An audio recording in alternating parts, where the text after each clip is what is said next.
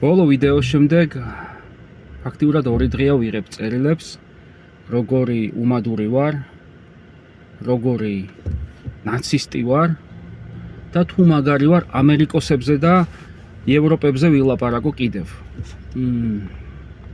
სიამოვნებით. არასოდეს მიძაგებია არც ამერიკა და არც ევროპა, თუმცა კარგიც არასოდეს მithქვამს, იმიტომ რომ არაფერი მაქვს სათქმელი. დაგვიშავა რამე? ვინმეს ქმარი ან შვილი გაათხოვა? ვინმე საიძულა ავტომატი დაეჭირა ხელში და ებრძოლა სხვის წინააღმდეგ, ან თავისივე ხალხის წინააღმდეგ. მაგრამ რატომღაც როგორც კი რუსეთის საქმენი საგმირონი ვახსენე, მაშინვე შემომესივლენ, რომ აგერ შენ თურქებზე ვერაფერს ამბობ, ოსმალებზე ვერაფერს ამბობ. ვიცი, როგორ გითხრა. შენგან განსხვავებით, საქართველოს ისტორიას მოგიყვები, ნამდვილ ისტორიას მოგიყვები თარიღებით და ეპოქებით. არა ბოლოს სასანიდიანთა ირანიდან დავიწყებ თუ გინდა. და არ დავიღლები ამ ქვეყნის ისტორიის მოყოლით. ვინ რა დაგვიშავა და ვინ რა გვავნო, ვინ რა წაგვართვა და ვისგან რა მივიღეთ, კარგი და ცუდი. ოსმალმა და ირანელმა რომ კარგი არაფერი მოგცა, ეს ვიცი. და ხშირად ვწერ და ვლაპარაკობ, მაგრამ რუსმა რო დაგვიშავა დღემდე, ჩვენს მხრებზე რო ვიღებთ მის შოლტს დღემდე და ზოგი მადლიერი თვალებით რომ ისევ მას გახურებს, სოდოები ხართ.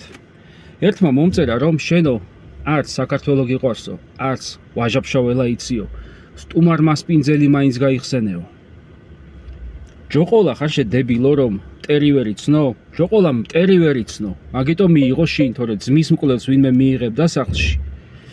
არავინ, ჯოყოლა მტერი ვერ იცნო, მტერი კი ზვიადაური იყო. თუმცა რადგან შენ სტუმარ მასპინძელიც არ იცი და მხოლოდ მოსვენილი გაქვს სახელი, ალბათ კაიყმაც არ გეცოდინება, სადაც არის რომ მტრის ჯავრის გედგას ლოგინი. მტრის ჯავრის საბნად გფარავდეს, იქ იდგე ხმალამოწვილი, სად ზალა აღმაც კვალავდეს. მითხარი, ესეც ვაჟას ნათქვამია და დაწერილი.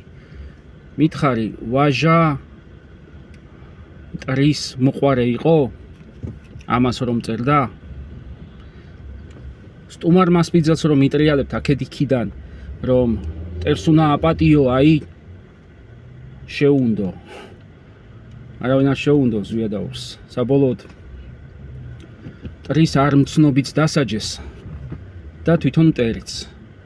ჩვენი გმირი ზვიადაური იმ პოემის მიხედვით. მაგრამ აი თქვენი ადგილი სად იქნება, მართლა არ ვიცი. ზოგადად დათქვამია რომ ისტორია, რომელიც საკუთარ ტყავზე არ გაქვს გამოცდილი, ადვილად შეიძლება დაივიწყო. ჩვენ რომ ისტორია გვაქვს გამოცდილი ბოლო 35 წელში, როცა ხალხმა პირადად იხილა თავისი ოჯახების ნგრევა, სახლების კარგვა, მომავლის დაკარგვა და მაინც ეტენებიან იმას, ვინც ეს ყველაფერი გაუკეთა. არ ვიცი, მაგაზე დიდი სასჯელი მათთვის აღარ მგონია რამე იყოს ამ ქვეყნად. მაინც წარმატებული დღე.